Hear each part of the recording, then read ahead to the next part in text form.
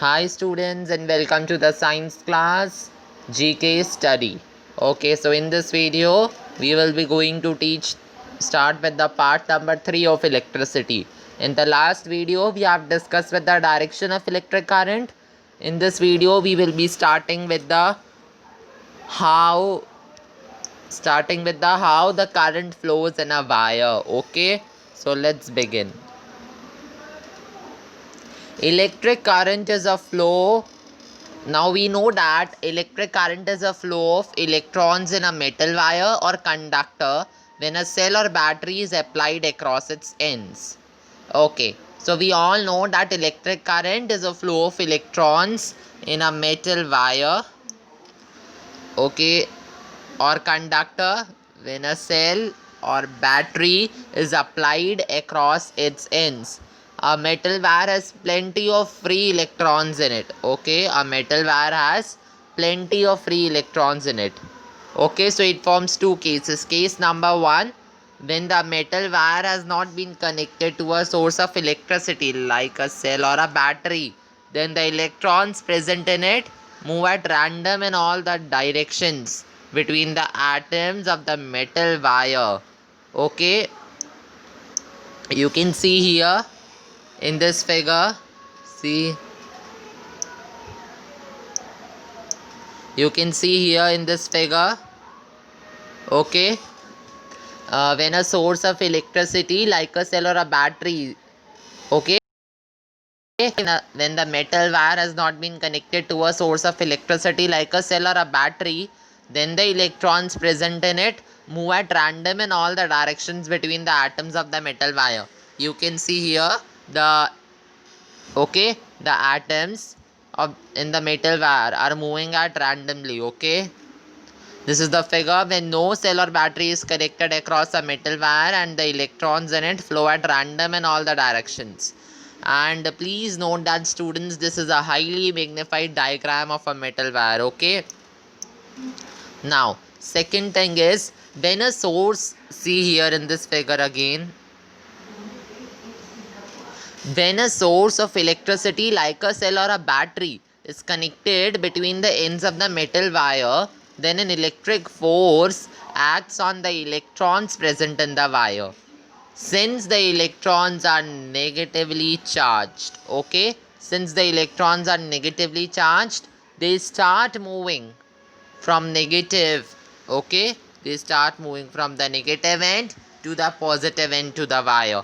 You can see they start moving from the negative end to the positive end of the wire. This is the figure when a cell or a battery is connected across a metal wire. The electrons in it flow towards positive terminal. Okay, and this flow of electrons constitutes the electric current in the wire. Okay, now we will come to a new topic, electric circuits.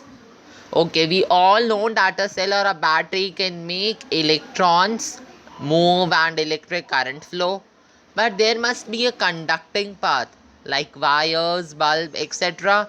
between the two terminals of the cell through which electrons can move, causing the electric current to flow. So a continuous conducting path which consisting of wires and other resistances like electric bulb, etc. other things, and between the two terminals of a cell or a battery, between the two terminals of a cell or a battery along with an electric current flows. It is called a circuit. So what is a circuit? A continuous conducting path consisting of wires. You can see here, this is a continuous conducting path which consisting of wires and other resistances like electric bulb, etc. and a switch between the two terminals of a cell or a battery along with an electric current flows is called a circuit. And this is a simple electric circuit diagram. So in this figure we can see, okay, in this figure we can see that we have a cell having a positive terminal. Okay, we have a cell having a positive terminal and a negative terminal. The positive terminal of the cell is connected to one end of the bulb holder. See here, the positive terminal of the cell is connected to one end of the bulb holder with a copper wire called connecting wire. Through a switch, the negative terminal of the cell is connected to the other end of bulb holder. And in this figure, the switch is closed. So the circuit in this figure is complete, and hence a current flows in the circuit, and this current makes the bulb light up. Okay, means in this figure the bulb is glowing. Okay,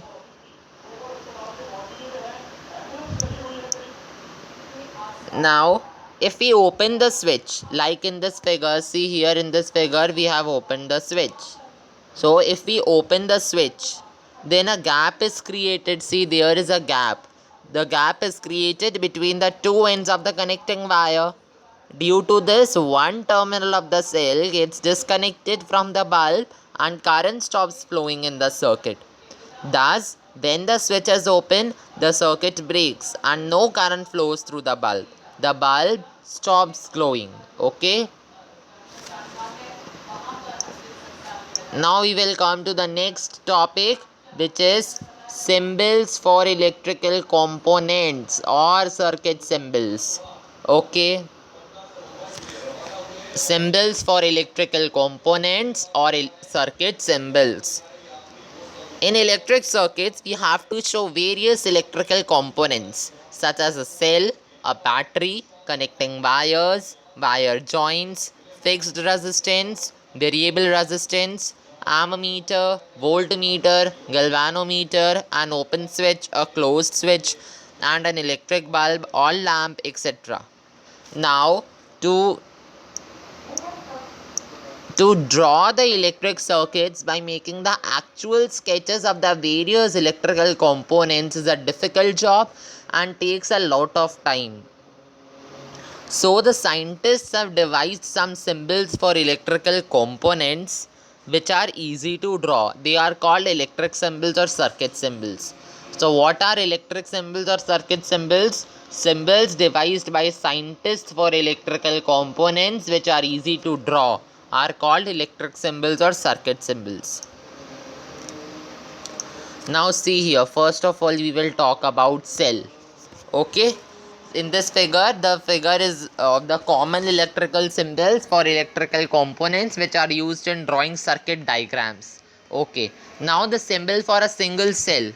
See, this is a figure for a single cell.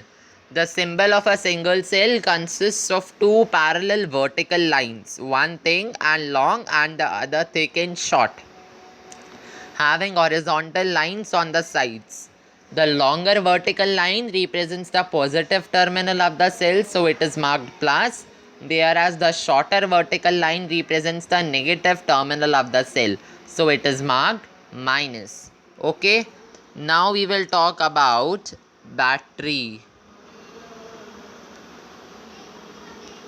Okay, now we will talk about battery. Okay,